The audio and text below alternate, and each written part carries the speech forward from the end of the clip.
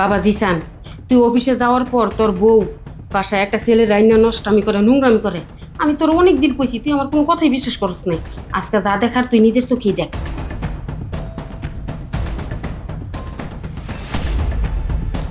এই বুড়ি, তুই আমার ঘরে কি করছিস? না মানে বৌমা, দরকারই আইছিলাম। তোকে না আমি 100 বার বলেছি আমার রুমে আমার পারমিশন ছাড়া কখনো আসবি না, তারপরও কেন তুই আমার ঘরে আমার পারমিশন ছাড়া আসছিস? বৌমা কইলাম তো দরকারই আইছিলাম। আচ্ছা আমি যাইতেছি। এই দাঁড়া, তুই যে কি দরকারে আমার ঘরে আসিস সেটা আমি খুব ভালো করে জানি। আমি আমার বয়ফ্রেন্ডকে বাসায় নিয়ে আসছি, তো সেটা তো সহ্য হচ্ছে না, তাই কিছুক্ষণ পর পর সেটা দেখতে আসিস। না না বৌমা, এমনি। যতক্ষণ আমার বয়ফ্রেন্ড আমার রুমে থাকবে ততক্ষণ আমার রুমে আসবি না। আর হ্যাঁ, খেয়াল রাখবি যেন কেউ আমার রুমে না আসে। ঠিক আছে, যাইতেছি। বৃষ্টি, তোমার এই বুড়ির শাশুড়ির যন্ত্রণা তো আমার আর ভালো লাগছে না। ওর কত বড় সাহস, যখন তখন বেডরুমে ঢুকে পড়তেছে, পারমিশনের প্রয়োজন পড়ছে না। তুমি একদম মাথায় তুলে ফেলছো, কিচ্ছু বলো না। তোমার কতবার বলছি না এই বুড়িকে বাসা থেকে বের করে দাও, এর যন্ত্রণা আমি তোমার সাথে ভালোভাবে সময়ও কাটাতে পারছি না। আহা, তুমি এরকম কেন করতেছো বলো? এই বুড়িটাকে তো আমারও সহ্য হয় না, জাস্ট বিরক্ত লাগে, সারাক্ষণ আমার পিছনেই পড়ে থাকে। এই বুড়ির জন্য আমি ঠিকমতো তোমার সাথে সময় কাটাতে পারি না, তোমাকে সবসময় বাসায় আনতে পারি না, আমার কোথাও ইচ্ছে হলেও যেতে পারি না, বন্ধু বান্ধবের সাথে আড্ডা দিতে পারি না। সারাক্ষণ এই বুড়িটা আমাকে চোখে চোখে রাখে। আর আমি বাসায় আসলে কি করে জানো? আমার কাছে এসে আমার কাছে নানান রকম কৈফিয়ত চায়। আমি কি এই বুড়িকে কৈফিয়ত দেবো? আমার না এই বুড়িটাকে আর সহ্য হচ্ছে না, আমার ইচ্ছে করে এই বুড়িটাকে এখনই ঘাট ধাক্কা দিয়ে বের করে দিই। হ্যাঁ, আমি তো এটাই বলছি, এই বুড়িটাকে বাসা থেকে ঘাট ধাক্কাতে বের করে দাও, তাতে সমস্যার সমাধান হয়ে যায়। না, এইভাবে কোনো সমস্যার সমাধান হবে না। আমি কি চাইলে এই বুড়িটাকে বাসা থেকে বের করে দিতে পারবো বলো? আচ্ছা, তুমি বোকার মতো কেন কথা বলছো? তুমি চাইলেই কেন এই বৃদ্ধ অসুস্থ মহিলাকে বের করতে পারবে না? যখন মন চায় তখনই বের করে দিতে পারবে, এক্ষুনি বের করে দাও। আরে বাবা, তুমি আমার কথা বুঝতে পারতেছো না কেন? আমি কি চাইলেই বের করে দিতে পারবো? আর ওনাকে বের করে দিতে তো আমার সব প্ল্যান নষ্ট হয়ে যাবে। কি বলছো কি এসব? এই বুড়ি মহিলাকে বের করে দিলে কিসের প্ল্যান নষ্ট হবে? আরে গাধা, তুমি বুঝতে কেন পারছো না? আমি যদি এই মহিলাকে বাসা থেকে বের করে দিই তাহলে এই সয় সম্পত্তি কোনো কিছুই আর আমরা পাবো না, কারণ এই সয় সম্পত্তি সব কিছু তো ওনার ছেলের নামে। আর তাছাড়া আমাদের তো একটা ভবিষ্যৎ আছে নাকি? তুমি তো বেকার, তোমার কোনো ইনকাম নেই। আমি যদি তোমার হাত ধরে চলে যাই তাহলে তুমি আমাকে কিভাবে চালাবা? আমাদের ভবিষ্যৎ কি হবে? তাই সব কিছু ভেবে চিন্তেই আমি ধৈর্য ধরে পড়ে আছি। যেভাবেই হোক আমি এই সব কিছু আমাদের নামে লিখে নিয়ে তারপরে মা ছেলে দুটাকে এই বাসা থেকে লাথি মেরে বের করে দিব। আর তুমি তো জানো আমি অনেক দিন ধরে চেষ্টা করতেছি, কিন্তু কোনোভাবেই এই সয় সম্পত্তি কোনো কিছু আমার নামে লিখে নিতে পারতেছি না।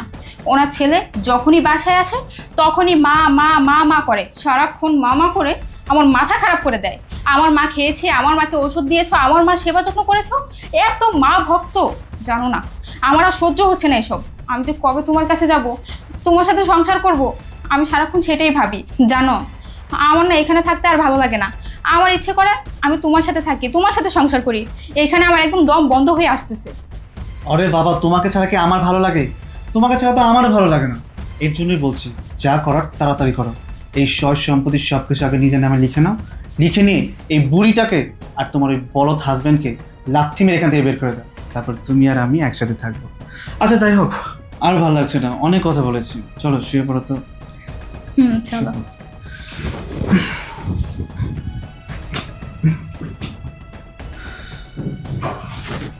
তার মানে মা এতদিন আমাকে যা বলেছিল তাই সত্যি।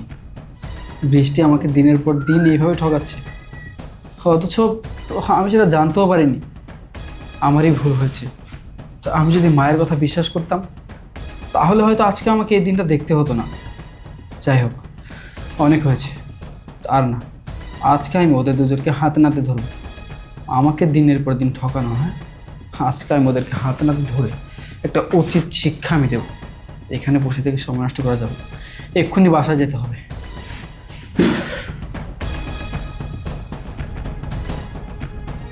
বৃষ্টি, এসব কি? এসব আমি কি দেখছি? মানে জিসান, তুমি না অফিসে ছিলে, বাসায় কখন আসলে? হ্যাঁ, আমি অফিসে ছিলাম আর বাসাতে একটু আগে আসলাম, কিন্তু এসব কি? হ্যাঁ, আমার বাসার ভিতরে এসব কি হচ্ছে? আর এই ছেলেটাকে, ও আমাদের বাসায় আমাদের বেডরুমে কি করছে? আসলে জিসান, তুমি যা ভাবছো তা নয়। আসলে ও আমার কাজিন, হ্যাঁ। চুপ, একদম চুপ। আর একটাও মিথ্যে কথা বলার চেষ্টাও করবি না। ও তোর কাজিন, আর কাজিনের সাথে বেডরুমে এইভাবে জড়িয়ে ধরে শুয়ে আছিস? হ্যাঁ, তো লজ্জা করলো না যে নিজের মুখে আবার মিথ্যে কথা বলতেছিস? আমাদের কি কাজিন নেই? হ্যাঁ, আমাদের কাজিনটা কি আমাদের বাসায় আসে না? কই, আমার তো অনেক মেয়ে কাজিন আছে, আমি তো কাউকে নিয়ে এরকম বেডরুমে শুয়ে থাকিনি। আর তুই এখন আমাকে মিথ্যে কথা বলছিস যে ও তোর কাজিন। শোন, ও তোর কাজিন না কি সেটা আমি খুব ভালো করে জানি। ও যে তোর বয়ফ্রেন্ড আর ওর সাথে যে তোর সম্পর্ক আছে সেটা আমি আজকে নিজের চোখে দেখেছি। আমার মা আমাকে অনেকবার বলেছিল যে তোর চরিত্র খারাপ, তুই অন্য ছেলেদের সাথে সম্পর্ক করিস, বাইরে থেকে ছেলে নিয়ে এসে বাসায় উল্টাপাল্টা কাজ করিস, নষ্টামি করিস। কিন্তু আমি আমার মায়ের কোনো কথা বিশ্বাস করিনি। আমি আর আমার মাকে কথা শুনিয়েছি।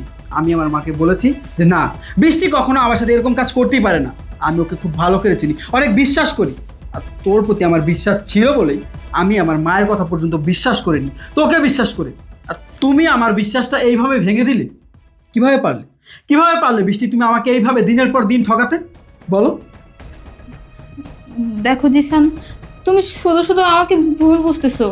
আর তাছাড়া তুমি তো অফিসে ছিলে, তুমি কিভাবে সব কিছু জানলে? হ্যাঁ, আমি অফিসে ছিলাম, কিন্তু বাসায় তো আমার মা আছে। আমার মা বাসায় ছিল, আর আমি আজকে অফিসে যাওয়ার পরে মা আমাকে ভিডিও কল দিয়েছে। ভিডিও কল দিয়ে সব কিছু দেখিয়েছে। মোবাইলটা এখনও এখানে আছে। এই মোবাইলের মাধ্যমে আমি ভিডিও কল দিয়ে সব কিছু দেখেছি। মা আমাকে সব কিছু দেখিয়েছে। আজকে যদি মা ভিডিও কল না দিত, আর আমি যদি আমার নিজের চোখে এসব না দেখতাম, তাহলে তো আমি কখনো জানতে পারতাম না যে তুই আমাকে দিনের পর দিন এইভাবে ঠকাচ্ছিস। তুই আমার সাথে প্রতারণা করতেছিস, আমার সাথে বেইমানি করতেছিস। আমি দিনের পর দিন বোকার মতো তোকে বিশ্বাস করে যেতাম আর ভালোই বেসে যেতাম।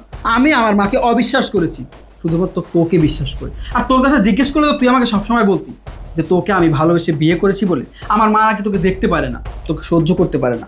মা নাকি তোর সাথে খারাপ ব্যবহার করে, বাজে ব্যবহার করে, সেই জন্য তোকে নিয়ে উল্টাপাল্টা কথা বলে। আর আমিও বোকার মতোই তোর কথা বিশ্বাস করেছি।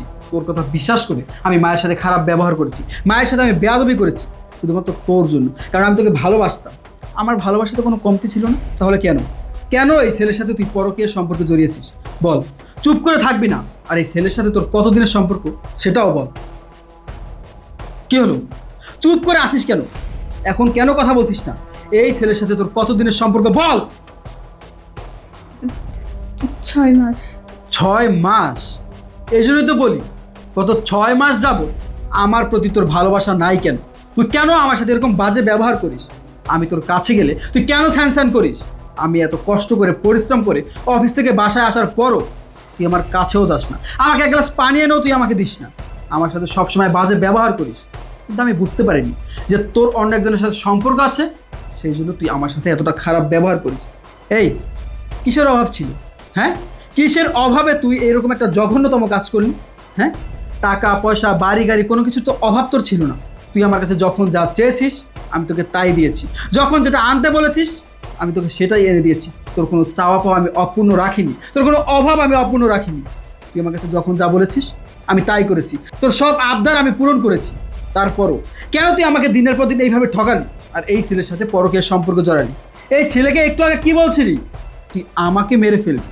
হ্যাঁ, আমাকে মেরে আমার এই সয় সম্পত্তি সব কিছু তোদের নামে করে নিবি। তারপর তুই এই ছেলেকে বিয়ে করে এই বাসায় সুখে শান্তিতে সংসার করবি। তোর এই স্বপ্ন না স্বপ্নই থেকে যাবে। তোর এই স্বপ্ন কখনো পূরণ হবে না। তোর কত বড় সাহস, তুই আমারটা খেয়ে আমারটা পরে আমার মায়ের সাথে বাজে ব্যবহার করিস, আমার মায়ের গায়ে হাত তুলিস। আর তুই আমার মাকে বলিস যে তুই তোর বয়ফ্রেন্ডকে বাসায় এনে ফষ্টি নষ্টি করবি আর আমার মা পাহারা দেবে। আমার মা কাউকে বলবে না, তাই না? এই, কেন করলি এরকম কাজ? আমার মায়ের সাথে তো বাজে ব্যবহার করেছিস, আবার আমাকেও দিনের পর দিন ঠকিয়েছিস। তোর মতো একটা বাজে মেয়ের সাথে আমি আর সংসার করব না। তোর ব্যবস্থা আমি করতেছি, দাঁড়া। মা, মা, মা, তুমি আমাকে মাফ করে দিও মা। আমার অনেক বড় ভুল হয়েছে। আমি তোমার কথা বিশ্বাস না করে ওর কথা বিশ্বাস করেছি। তোমার সাথে আমি খারাপ ব্যবহার করেছি। আমি তোমার কথা বিশ্বাস করিনি। আমি যদি তোমার কথা আগে বিশ্বাস করতাম তাহলে আজকে হয়তো এই দিনটা আমাকে দেখতে হতো না। তুমি প্লিজ আমাকে মাফ করে দাও মা।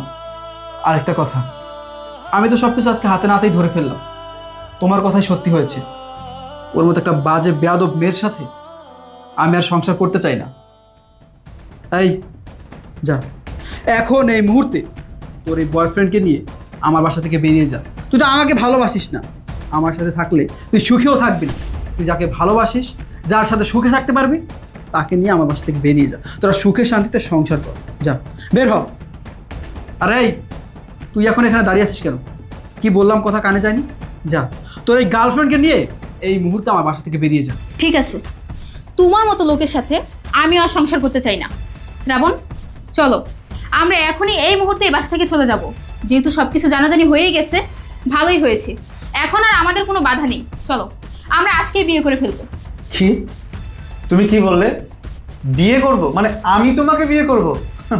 তুমি কি জেগে জেগে স্বপ্ন দেখছো নাকি? তুমি ভুলে গেছো হয়তো তুমি অলরেডি ম্যারিড আর আমি একটা সিঙ্গেল ছেলে। একজন সিঙ্গেল ছেলে হয়ে এতদিন আমি তোমার মতো একটা ম্যারিড মেয়ের সাথে প্রেম করেছি, একসাথে বেড শেয়ার করেছি, এটাই তো অনেক। এর বেশি কিছু তুমি আশা করো না। তুমি ভেবো না যে তোমাকে আমি নিয়ে যাবো আর তোমার সাথে সারা জীবন থাকবো। হ্যাঁ, থাকতাম। যদি এই বাড়ি গাড়ি সব কিছু তোমার থাকতো তাহলে থাকতাম। এখন তো তুমি ধরা পড়ে গেছো, তোমার হাজবেন্ড তোমাকে বাসা থেকে বের করে দিতে চাইছে। এই বাড়ি গাড়ি সব কিছু তো তোমার না। এখন তুমি তো এখন রাস্তার ভিখারি, আর তোমার মতো একটা রাস্তার ভিখারিকে নিয়ে গিয়ে আমি আমার লাইফ নষ্ট করবো না তো। তাছাড়া তুমি তো চরিত্রহীন। তোমার হাজবেন্ড থাকা সত্ত্বেও তুমি আমার সাথে দিনের পর দিন পরকীয়া করেছো। আবার আমার সাথে গেলে আমার থেকে বেটার বেড়ে তো তুমি তার সাথে পরকীয়া করবে। তোমাদের মতো মেয়েদের সাথে না প্রেম করা যায়, বেড শেয়ার করা যায়, কিন্তু বিয়ে করে সারা জীবন একসাথে থাকা যায় না। তুমি তোমার রাস্তা মাপো আর আমি আমার রাস্তা মাপছি। নেক্সট টাইম থেকে আমার সাথে যোগাযোগ করার চেষ্টা একদমই করবে না। আর ভাই শুনুন, ও আপনার বউ, আর এটা আপনাদের পারিবারিক বিষয়। এই বিষয়ে আমাকে একদম টানবেন না। আপনারা আপনাদের বিষয়টা ভেবে নিন। শ্রাবণ, জিসান, আমি অনেক বড় ভুল করে ফেলছি জিসান। আমাকে প্লিজ তুমি মাফ করে দাও। আমি বুঝতে পারিনি, আমি দিনের পর দিন তোমাকে ঠকিয়েছি, মিথ্যে কথা বলেছি। আমাকে প্লিজ জিসান মাফ করে দাও। আমাকে বাসা থেকে বের করে দিও না। চুপ, একদম চুপ। আর একটাও কথা বলবি না। মাফ করে দিব তোকে? কখনো না। তুই আমার সাথে অন্যায় করেছিস, আমার মায়ের সাথে বেয়াদবি করেছিস, আর তোর চরিত্রও ভালো না। তোর মতো একটা মেয়ের সাথে আমি সংসার করব না। তোর বয়ফ্রেন্ড তো তোকে ছেড়ে চলে গেল। যাকে ভালোবেসে তুই আমাকে দিনের পর দিন ঠকিয়েছিস, সেই তোকে মাঝপথ এভাবে ফেলে রেখে চলে গিয়েছে। আর ও কী বললো? তো তোকে না, ও আমার টাকা পয়সাকে ভালোবেসেছে। আর ও তোকে কখনো বিয়েও করবে না। কারণ কারণ তুই বিবাহিত। আর একটা বিবাহিত মেয়েকে কোনো ছেলে ভালোবাসে না। ভালোবাসে শুধুমাত্র টাকা পয়সার জন্য আর তার এই দেহর জন্য। যাই হোক, তোর মতো একটা নষ্ট মেয়ের সাথে না আমার কথা বলতে ইচ্ছা করছে না। তুই এখন এই মুহূর্তে আমার বাসা থেকে বেরিয়ে যা। কি হলো? দাঁড়িয়ে আছিস কেন? কথা কি কানে যায়নি? যা বের হ।